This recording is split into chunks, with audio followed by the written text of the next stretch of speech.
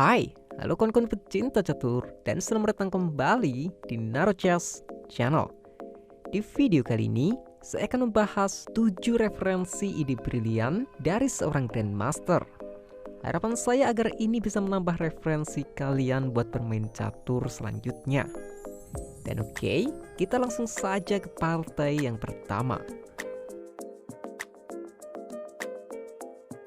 Di langkah ke-20, Alm satu putih memakan pion F3 dengan kuda, sekaligus untuk melindungi skakmat. Nah, di posisi ini, apa kalian tahu gerakan terbaik yang dimainkan hitam? Kuda memakan pion D5 kawan-kawan, merupakan kuda.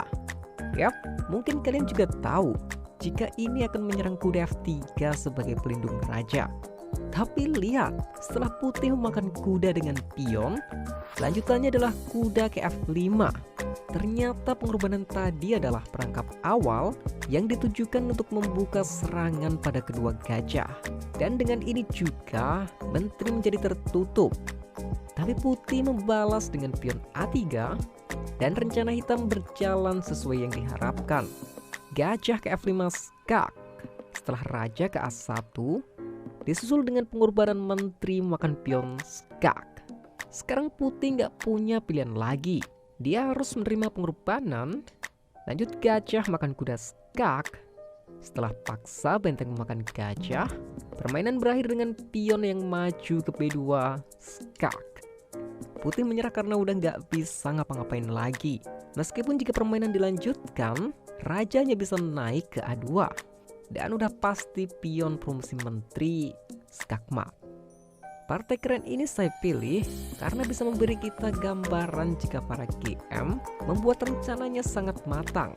Jadi pengorbanan yang dilakukan bukan untuk gaya-gayaan aja, tapi semua itu adalah bagian dari strategi yang udah dirancang. Ya, sangat menarik kan? Oke, kita lanjut ke ide jenius selanjutnya. Di posisi krusial ini, putih udah kehilangan satu gajah. Ditambah, sekarang benteng juga terancam pion untuk berpromosi menteri. Ya, tapi seorang pecatur yang udah menguasai pola skakmat tentu gak asing kan dengan posisi bangunan ini.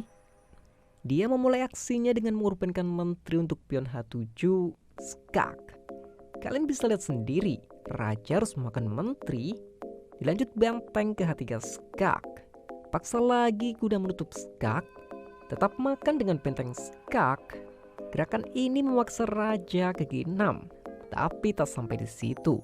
Pion pun sanggup menyeret raja ke F5 skak. Dan setelah raja harus masuk lebih dalam ke tengah papan, ternyata udah disambut dengan kuda ke F3 skakmat. Wow, gajah berperan sebagai monster di posisi ini. Menteri, pion, dan benteng berhasil menyeret raja ke tengah papan. Itu pun langsung dilengkapi dengan kuda yang melakukan skakmat. Semua perwira melakukan tugasnya dengan sempurna. Ditambah posisi tragis hitam ini, udah sangat cukup menjadikan ini sebuah partai catur yang sangat komplit untuk kita pelajari bersama. Oke, lanjut ke ide brilian yang ketiga. Perhatikan posisi ini. Ketika seorang Grandmaster udah fokus dengan targetnya, mereka bisa sangat serius kawan-kawan. Di posisi ini, hitam mudah menang satu gajah dan bisa dengan simpel memainkan menteri ke F4 untuk menyelamatkan gajah di giliran selanjutnya. Tapi, hitam melindungi gajah dengan cara yang unik, yaitu menukar kualitas benteng dengan gajah. Tak hanya itu, ini juga membuat ancaman skakmat kawan-kawan. Jadi setelah raja memakan benteng, benteng yang belum terpakai ini bisa segera digunakan ke E8 skak. Nah, ini ilmu ya. Di samping strategi yang matang, penukaran kualitas tadi juga didasari dengan menukar gajah putih yang sangat aktif dengan benteng hitam yang tadinya masih pasif.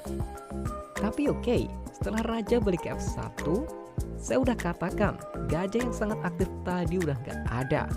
Jadi hitam bisa memainkan gajah ke D3 untuk skak.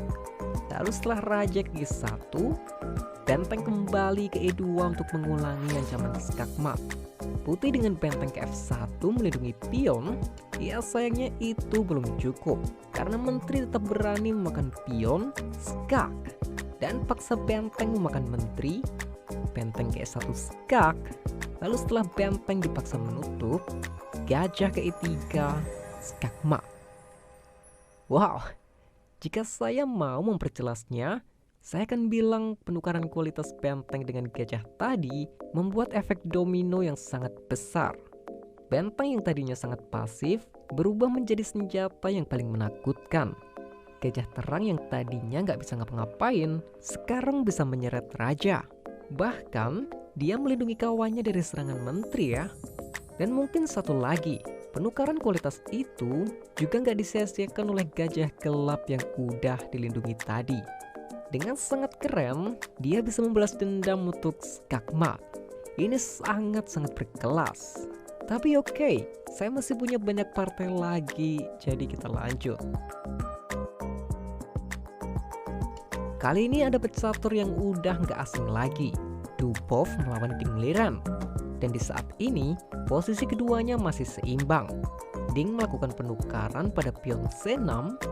Ya, karena pion dilindungi dengan 2 perwira, maka Dubov makan kuda terlebih dahulu. Nah, dengan hilangnya kuda tadi, gajah sekarang menjadi sangat rentan karena ditekan kuda. Sebagai contohnya, pion makan pion tidak akan berpengaruh, karena kuda memakan gajah adalah skak terlebih dahulu. Jadi dengan sangat natural, Ding memakan balik kuda dengan gajah. Dia juga mengancam benteng yang menjadi salah satu ancaman serius buat putih. Tapi Dubov harus memakan kuda untuk skak terlebih dahulu, dan tentu setelah dimakan lagi dengan pion. Menariknya di sini Dubov nggak boleh sembarang bergerak karena benteng masih diancam gajah. Dan Ding Liren pun juga udah siap memajukan pion C7 kapan aja. Ya, tapi dia lupa ada taktik yang sangat mematikan di posisi ini. Gajah ke G2 kawan-kawan. Dan dengan ini, Ding Liren malah dibuat langsung menyerah. Lihatlah, meskipun gajah dan benteng dikorbankan secara bersamaan, tapi putih nggak bisa berbuat banyak. Menteri, benteng, dan gajah sangat-sangat kuat. Jika raja memakan gajah, tentu menteri K3 skak.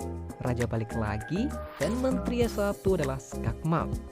Jika ini dibiarkan, misal pion makan B7, ya benteng akan ke 1 skak, memaksa raja memakan gajah, lalu masih sama, menteri A3 skakmat.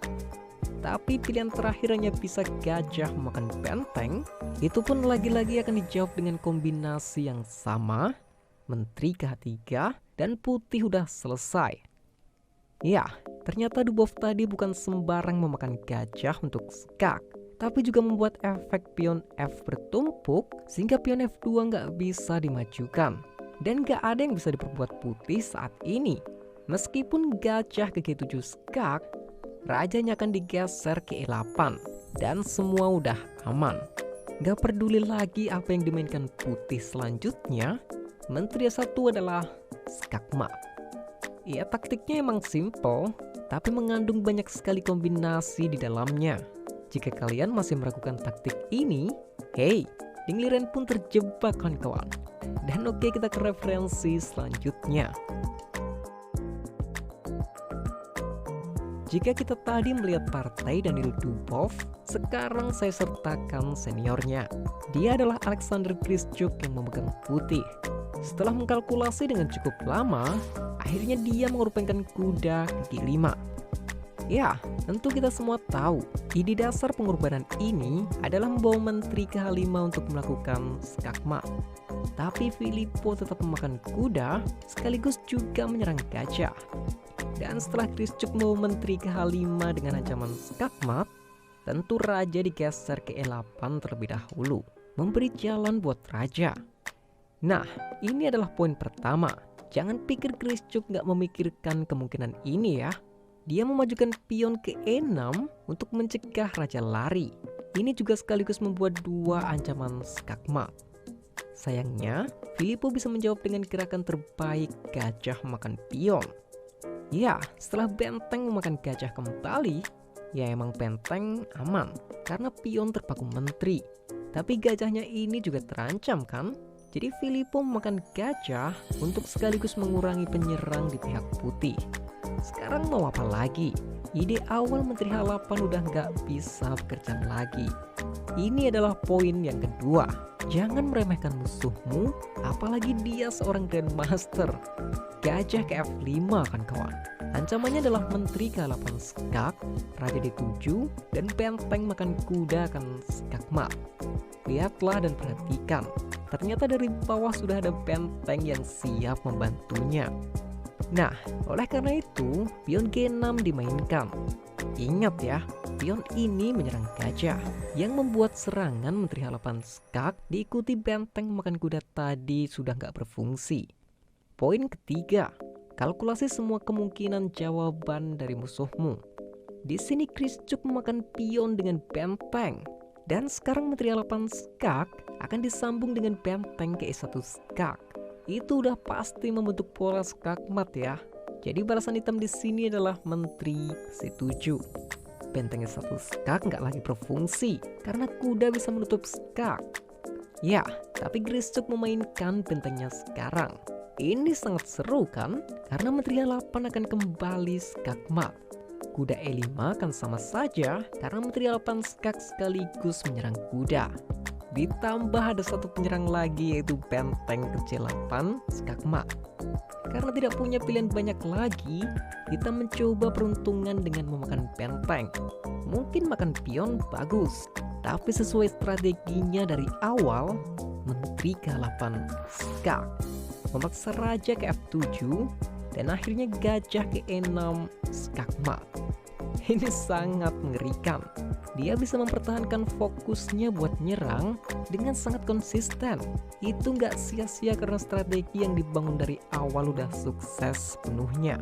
Pengorbanan kuda di awal tadi adalah langkah ke-20 dan dia berhasil melakukan skakmatnya di langkah ke-28. Artinya, kemungkinan Kriscuk sudah mengkalkulasi 8 langkah ke depan beserta semua kemungkinannya sebelum mengorbankan kuda. Wow, ini sangat jenius. Tapi kita langsung ke atraksi selanjutnya. Meskipun partai ini udah saya bahas, tapi ini masih jadi salah satu partai favorit saya.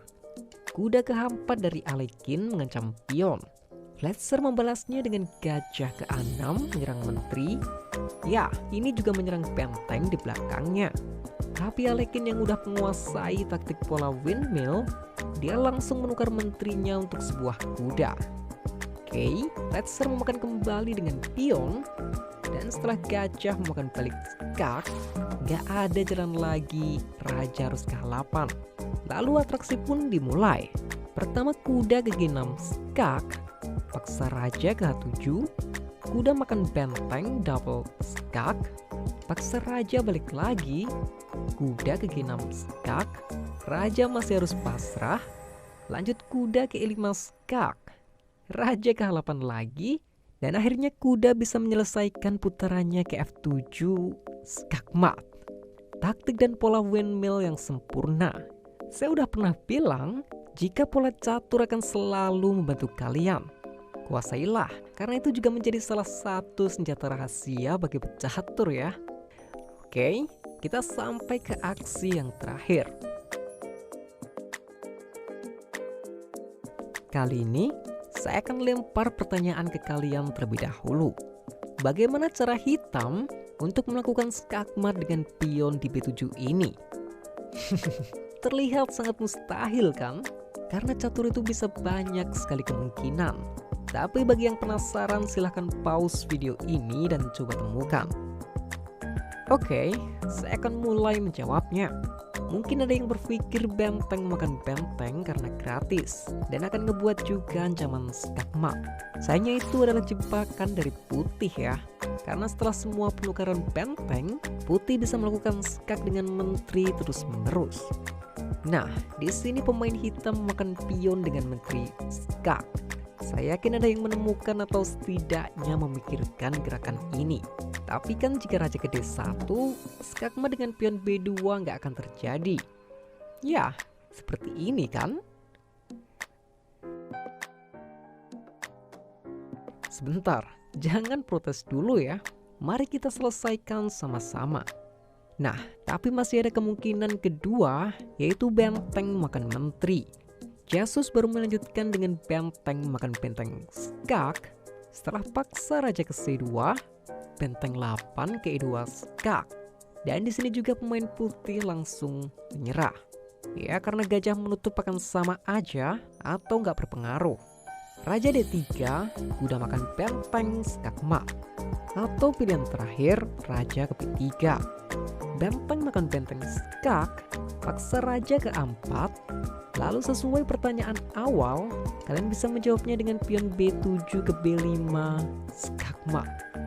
Skakmat pion yang sangat tragis. Oke, sebelum saya tutup videonya, apakah pertanyaan yang saya lemparkan di awal tadi salah jika menyuruh kalian melakukan skakmat dengan pion B7? Ya, itu sebenarnya tergantung dari sudut pandang kalian. Dan adanya salah kata, saya mohon maaf sekali lagi ya. Salam chess lovers, terima kasih.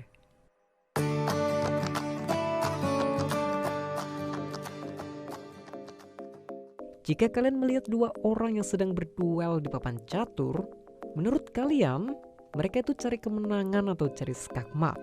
Jika mencari kemenangan, ya mau ngandelin skakmat, mau ngandelin waktu habis, mau ngandelin musuh nyerah, ataupun ngandelin pelanggaran pun ya sah-sah aja kan? Jadi secara tidak langsung, jika kalian bermain catur, kalian tuh udah ngejawab semua jawaban dari kemenangan itu sendiri. Terlepas hasilnya menang atau kalah ya. Sang legenda Mikhail Tal pernah bilang, 2 tambah 2 sama dengan 5. Apa itu salah? Ya terserah sudut pandang kalian kan? Kuncinya, di catur itu kalian membuat atau mencari rumusnya sendiri, bukan menggunakan rumus orang lain. Tapi daripada kalian makin pusing dengan kata-kata saya yang semakin ngelantur, saya akhiri aja video ini kan kawan.